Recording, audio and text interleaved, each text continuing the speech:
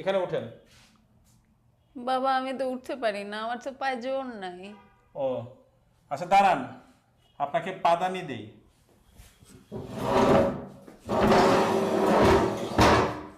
এখানে পা দেন। এখানে পা দিব মানে? না পা দিলে কেমনে হবে? আমি পা দিব না। না পা দিলে উঠতে পারবেন না। এখানে ওঠার জন্য পা দিতে হবে কেন? আপনি না পা দিলে উঠবেন কিভাবে? উঠতে হলে এখানে পা দিতে হবে? অবশ্যই পা দিতে হবে। অসম্ভব, পা দিব না। পা দিলে সমস্যা কি? পা দিব না। আরে আজব তো, আপনাকে পাদানি দিয়েছি, আপনি পাদানিতে পা দিবেন না?